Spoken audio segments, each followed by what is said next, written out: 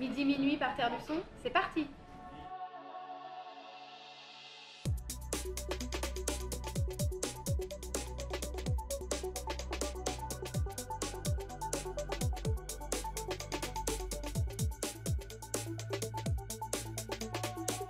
Bonjour, je m'appelle Pauline Ruby, je suis la coordinatrice du festival Terre du Son. Terre du Son est un festival qui existe depuis 2005, un festival qui a grandi et pris de l'ampleur d'année en année.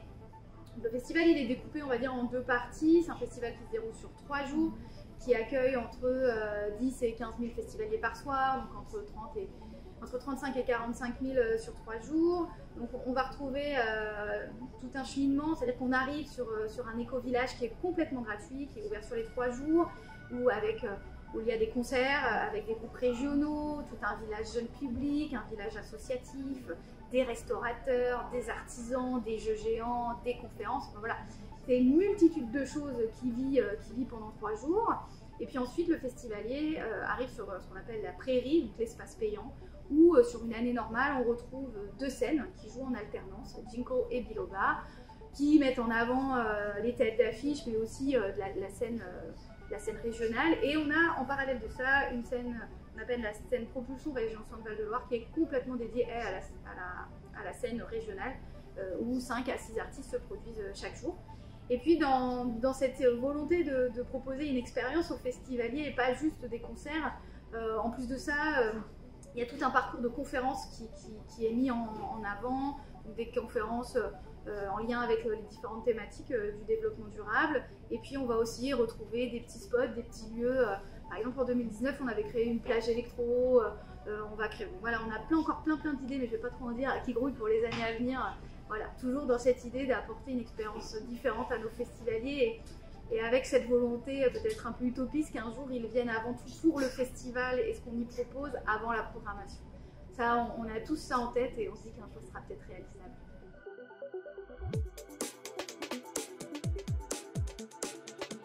Déjà, il faut savoir qu'en 2020, suite à la première annulation, on a quand même fait quelque chose en 2020, on a organisé une mini-tournée sur 4 dates. C'était hyper important d'être présent malgré voilà, l'annulation de l'édition normale. Donc évidemment, en 2021, voilà, on voulait être présent, donc on a commencé à travailler sur une édition normale, parce qu'on faisait partie des gens optimistes au départ. Donc on va dire que de septembre à décembre, on a travaillé une édition normale, on a travaillé sur la programmation. Et puis il y a eu plusieurs étapes. Il y a eu février où le premier coup près est tombé, à savoir qu'il fallait qu'on organise un événement assis à 5000 personnes. Bon. Donc à partir de ce moment-là, on a tout repensé, parce qu'il était encore une fois hors de question d'abandonner. Donc on a repensé un format assis. Donc rapidement, on a trouvé des gradins, on a trouvé des assises, on a repensé la programmation, puisqu'évidemment, on n'allait pas proposer à nos festivaliers d'être assis entre 15 h et 3 h du matin, qui est normalement nos amplitudes horaires. Donc on a réduit nos amplitudes horaires pour proposer un événement ouvert entre 19 h et minuit, comme on a au final. Et puis on a retravaillé la programmation, puisque voilà, on travaille une programmation qui s'écoute et qui se regarde en tout cas plutôt assis. Voilà, il était un peu plus difficile d'imaginer un groupe électro, en tout cas en février. Donc on a tout repensé de cette façon-là. Et puis après, on a été confrontés aux différentes annonces qui ont pu s'ajouter ou s'enlever. Donc il y en a certaines qu'on a accueillies avec plaisir, hein, notamment le passage au debout, le sans masque. L'arrivée du pass sanitaire, ça a été un petit peu plus difficile à digérer.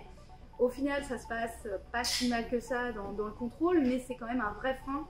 Il faut le savoir, parce qu'un vrai frein cette année, voilà, on espérait accueillir 5000 personnes par soir, c'est pas le cas. On fait des belles soirées, mais on n'atteint pas nos objectifs.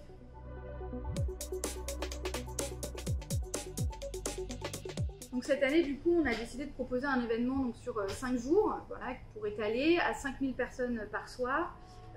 Chaque soir, il y a 5 groupes qui jouent en alternance. 2 groupes nationaux, on va dire des têtes d'affiche, une découverte nationale et toujours 2 groupes régionaux. Voilà, parce qu'encore une fois, il était hyper important pour nous de laisser une large place à ces artistes qui eux aussi ont souffert en 2020. Et puis, on a aussi décidé d'ouvrir un village gratuit qui fait partie de l'essence du festival. Donc, on a fait une mini-édition. Mais il y a aussi quelque chose d'important qu'on peut noter, c'est qu'on a changé de nom. C'est-à-dire que ça ne s'appelle pas Festival Terre du Son cette année, mais Midi Minuit par Terre du Son. Il y a beaucoup qui nous ont demandé pourquoi. La réponse elle est assez simple, c'est qu'on ne propose pas une édition normale. On n'est pas, comme je vous le disais, Terre du Son c'est une expérience qui se vit 24 heures sur 24 sur 3 jours. Et là, on propose des soirées-concerts, donc on a voulu changer de nom aussi, voilà, pour que le festivalier soit pas complètement perdu et une autre vision. Terre du Son, voilà, Terre du Son, c'est pas que des soirées-concerts, c'est 3 jours non-stop. Donc d'où le midi-minuit, midi pour la partie village gratuit et minuit pour la partie nuit, et puis en plus on termine. Voilà.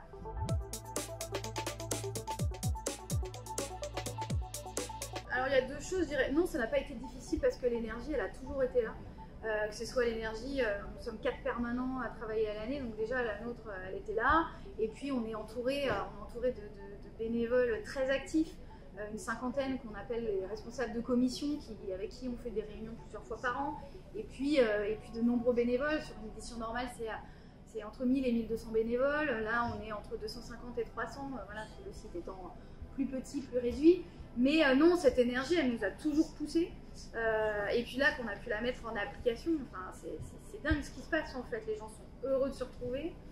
Ça se passe hyper bien, c'est hyper fluide. Personne n'a oublié ses missions et ce qu'il devait faire. Et non, ça se passe. L'organisation se passe très très bien malgré entre guillemets tous les bâtons dans les roues qu'on a pu nous mettre. On est quand même content de l'avoir sorti.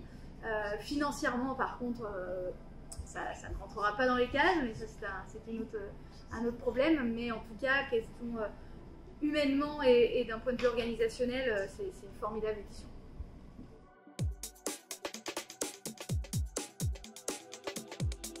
Là, comme ça, le sentiment qui me vient, c'est qu'on fait ce métier avant tout, enfin je l'ai déjà dit, mais on fait ce métier avant tout aussi pour cette énergie, pour le public, et on a très très envie que ce monde d'avant y revienne et qu'on puisse à nouveau faire notre métier dans les conditions qu'on sait le faire et sans toutes ces contraintes, sans tous ces bâtons dans les roues qui sont peut-être nécessaires mais qui sont difficiles.